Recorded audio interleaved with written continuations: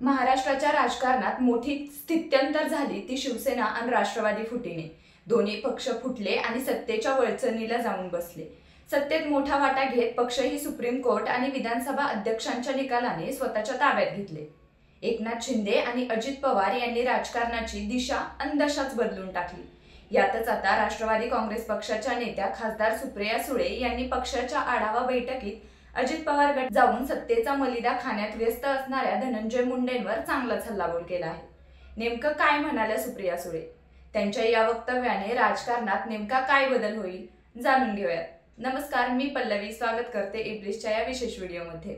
रविवारी पुण्यात राष्ट्रवादी काँग्रेस शरद पवार गटाच्या आढावा बैठकीत सुप्रिया सुळे यांनी अनेक धक्कादायक वक्तव्ये केली। त्यांच्या ऑफ द रेकॉर्ड भाषणातील काही भाग सध्या सोशल मीडियावर व्हायरल झाला आहे। यामध्ये सुप्रिया सुळे यांनी धनंजय मुंडेंवर गंभीर आरोप केले आहेत। या भाषणात त्यांनी बीडमधील काही घटनांचा संदर्भ घेत धनंजय मुंडेंवर थेट निशाणा साधला। मला कधी कधी वाटतं पक्ष फुटला ते बरं झालं।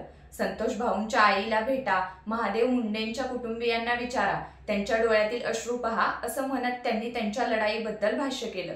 आम्हाला न्याय मिळायलाच हवा, सुप्रियाताईंनी आवाज उठवलाय, पण आता सरकारने ही पावलं उचलली पाहिजे।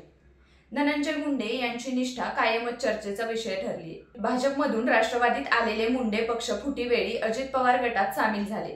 सुप्रिया सुळे यांचे हे वक्तव्य त्यांच्या विरोधात गंभीर संदेश देत आहे।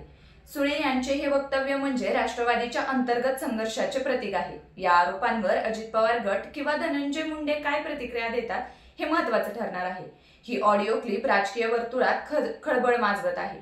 सुप्रिया सुळे यांचे आरोप गंभीर आहेत आणि त्यानंतर राष्ट्रवादी काँग्रेसच्या गटांमध्ये तणाव वाढण्याची शक्यता आहे। आता यावर धनंजय मुंडे आणि अजित पवार गट काय प्रतिक्रिया देतात हे पाहणं महत्त्वाचं ठरेल। महाराष्ट्राच्या राजकारणात हे वादळ कुठपर्यंत जातं याकडे सगळ्यांचं लक्ष लागलं आहे।